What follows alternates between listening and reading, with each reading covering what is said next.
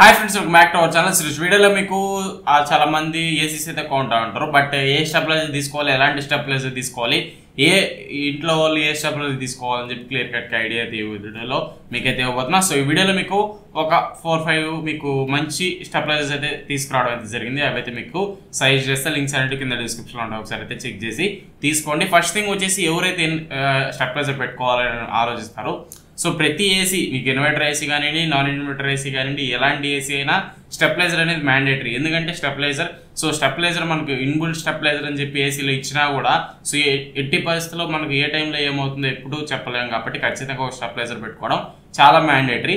Stabiliser పోతే ఒక 3,000-4,000, అదే ఏసీ పోతే 10,000-12,000 అవుతుంది పీసీబీ పోతే. సో అది మెయిన్, అది దృష్టిలో పెట్టుకొని మీరు ఒకవేళ స్టెబిలైజర్ పెట్టుకోవాలి అని ఆలోచిస్తున్నా, లేదు వద్దనుకున్నా, ఖచ్చితంగా స్టెబిలైజర్ అనేది కంపల్సరీ పెట్టుకోండి. ఎట్టి పరిస్థితిలో స్టెబిలైజర్ అనేది స్కిప్పే చేయొద్దు. సో మీది ఇన్వర్టర్ ఏసీ అవనండి, అది స్టెబిలైజర్ ఫ్రీ అవనండి, ఏదైనా అనండి, కానీ స్టెబిలైజర్ పెట్టుకోవడం చాలా మంచి వరకు మీకు చాలా బాగుంటుందని చెప్పుకోవచ్చు. ఫస్ట్ థింగ్ వచ్చేసి స్టెబిలైజర్ అనేది సో 3 రకాలుగా ఉంటుంది. సో ఫస్ట్ వచ్చేసి నార్మల్ స్టెబిలైజర్. ఇది ఏం చేస్తుందంటే మీకు జస్ట్ కరెంట్ని ఎక్కువ తక్కువ వచ్చినప్పుడు ఆపేస్తుంది. సో ఒకవేళ హై వోల్టేజ్ వచ్చింది అనుకోండి కట్ ఆఫ్ చేస్తుంది, లో వోల్టేజ్ వచ్చినా కట్ ఆఫ్ చేస్తుంది. సో ఇది నార్మల్ స్టెబిలైజర్. బూస్టర్ స్టెబిలైజర్ అని చెప్పి అంటూ ఉంటారు. సో బూస్టర్ స్టెబిలైజర్ అంటే ఏంటంటే, ఒకవేళ మీ ఇంట్లో వోల్టేజ్ అనేది 200 వచ్చింది అనుకోండి, సో ఏసీకి కావాల్సింది 220 అలా ఉండిందంటే అది స్టెప్అప్ చేసి 200కి తీసుకొచ్చి ఏసీకి కరెక్ట్గా మీకు స్టెబిలైజ్ చేసి వోల్టేజ్ అనేది పంపిస్తూ ఉంటుంది. అదే మీ ఇంట్లో ఒక 250 అలా వోల్టేజ్ వస్తూ ఉంది అనుకోండి, అప్పుడు స్టెప్ డౌన్ చేసి తగ్గించి వోల్టేజ్ని అప్పుడు మీకు ఎంత కావాలో ఏసీకి అంత రిక్వైర్మెంట్ తీసుకుని దాన్ని బట్టి ఏసీకి అయితే ప్రొవైడ్ చేస్తుంది. ఇది బూస్టర్ స్టెబిలైజర్ అయినా, అండ్ అలాగే డబుల్ బూస్టర్ స్టెబిలైజర్ ఇలా ఉంటాయి, ట్రిపుల్ బూస్టర్ కూడా ఉంటాయి. ఇవన్నీ చేసేది ఒకే పనే. సో బూస్ట్ చేసి కరెంట్ని ఎక్కువ పెట్టుకుంటూ ఉంటాయి, కరెక్ట్గా మెయింటైన్ చేస్తూ ఉంటాయి. అందువల్ల మీకు వోల్టేజ్ అనేది కరెక్ట్గా ప్రొవైడ్ అవుతుంది ఏసీకి. అప్పుడు వర్కింగ్ కండిషన్లో కూడా మీకు ఏసీ పర్ఫెక్ట్గా పనిచేసేదానికి ఛాన్స్ అయితే ఉంటుంది. కాబట్టి ఎక్కువ సజెస్ట్ చేసేది ఏంటంటే బూస్టర్ స్టెబిలైజర్ పెట్టుకోండి అని సజెస్ట్ చేస్తూ ఉంటాం. సో స్టెబిలైజర్ వల్ల యూజెస్ అయితే మీకు తెలిసాయి కదా. సో ఇప్పుడు డబుల్ బూస్టర్ ఎవరు పెట్టుకోవాలి, ట్రిపుల్ బూస్టర్ ఎవరు పెట్టుకోవాలని చెప్పి మనం అయితే మాట్లాడుకుంటే, సో ఫస్ట్ థింగ్ వచ్చేసి స్టెబిలైజర్ పెట్టుకున్నాం పక్కన పెట్టేస్తే, సో బూస్టర్ స్టెబిలైజర్ ఎవరికి అవసరం? హై వోల్టేజ్ వచ్చే వాళ్ళకి అవసరం, అండ్ అలాగే లో వోల్టేజ్ వచ్చే వాళ్ళకి కూడా అవసరం. లో వోల్టేజ్ చాలా మందికి ఎక్కడ వస్తుంది అంటే విలేజెస్లో వస్తుంది. మెయిన్లీ లో వోల్టేజ్ వస్తూ ఉంటుంది, మిట్ట మధ్యాహ్నం వేసి రన్నింగ్ కండిషన్లో ఉండి గబక్కన ఆగిపోతూ ఉంటుంది. కానీ నార్మల్ స్టెబిలైజర్ పెట్టుకుంటారు, కానీ ఆగిపోతూ ఉంటుంది మీకు ఏసీ అనేది. అందరూ ఏసీస్ వేసారనుకోండి, లోడ్ అనేది సరిపోదు. చిన్న ట్రాన్స్ఫార్మర్ ఉంటే మీకు ఏసీస్ అనేటివి ప్రొవైడ్ చేయలేక కట్ ఆఫ్ అయిపోతూ ఉంటాయి, ఏసీస్ అనేవి ఆగిపోతూ ఉంటాయి.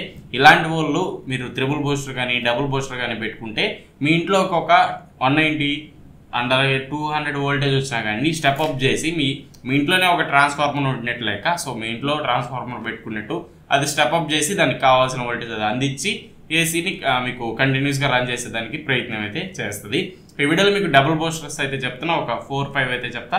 క్లియర్ కట్గా అయితే వాటి గురించి తెలుసుకోండి. ఇవి తీసుకోండి. మీరు ఇంకే బ్రాండ్ అనేది సజెస్ట్ చేయను, అవైతే మీరు ఖచ్చితంగా కన్సిడర్ అయితే చేయొద్దు. ఫస్ట్ వచ్చేసి ఎవరెస్ట్ నుంచి ఇది మీకు ఆఫ్లైన్లో కూడా ఈజీగా దొరికేస్తుంది. చాలా మంది దీని అయితే బై చేస్తూ ఉంటారు, అందుకే నేను దీన్ని కూడా అయితే పిక్ చేసా. మీరు బాగుంటుంది ఈ మోడల్, ఖచ్చితంగా కన్సిడర్ చేయొచ్చు. ఎవరెస్ట్ నుంచి 4 కిలోవాట్ మీకు ఇది 4 కిలోవాట్కి వర్క్ అవుతుంది. 1.5 టన్ మీకు ఏసీకి అయితే సరిపోతుంది, 2 టన్కి అయితే సరిపోదు. 1.5 టన్కి మాత్రమే దీన్ని అయితే మీరు అయితే కన్సిడర్ చేయొచ్చు.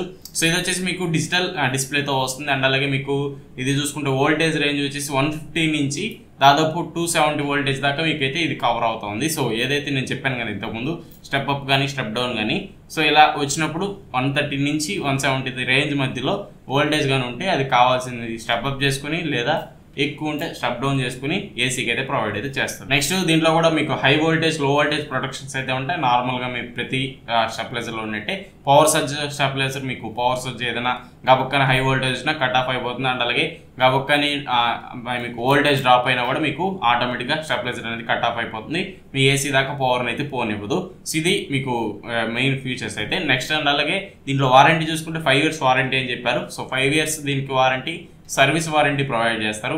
ఎటువంటి గ్యారంటీ ఏం కాదు, పోతే మళ్ళీ రీప్లేస్ చేయడం అలాంటివి ఏమి ఉండవు. సర్వీస్ చేసి మీకు ఏసీ మీకు స్టెబిలైజర్ని ప్రొవైడ్ అయితే చేయడం అయితే జరుగుతుంది. దీని ప్రైస్ వచ్చేసి 2000 మీకు 900 ఆ రేంజ్లో అయితే ఉంటుంది. సో 3000 లోపలే మీకైతే అవైలబుల్ ఉంటుంది. ఎవరైతే బూస్టర్ స్టెబిలైజర్ కావాలనుకుంటారో వాళ్ళు దీన్ని అయితే చూస్ చేసుకోవచ్చు. నెక్స్ట్ వచ్చేసి మైక్రోటెక్ నుంచి సో EM 130+ అని చెప్పి ఒక మోడల్ నెంబర్ అయితే ఉంటుంది. లింక్ అనేది కింద డిస్క్రిప్షన్లో ఉంటుంది, ఒకసారి చెక్ చేయండి. ఇది కూడా మీకు డబుల్ బూస్టర్ స్టెబిలైజర్. ఇది కూడా మీకు వోల్టేజ్ వచ్చేసి 1.5 టన్కి మీరు అయితే యూజ్ చేయొచ్చు. నేను చెప్పేటవన్నీ 1.5 టన్కి యూజ్ చేయండి. అండ్ అలాగే దీంట్లో మీకు 130 నుంచి దాదాపు 300 వోల్ట్ దాకా మీకు ఫ్లక్చుయేషన్స్ వచ్చినా కానీ ఇది తట్టుకొని స్టెప్ అప్ కానీ స్టెప్ డౌన్ చేయడం కానీ చేస్తుంది. ఇది కూడా మీకు మంచి వోల్టేజ్ రేంజ్.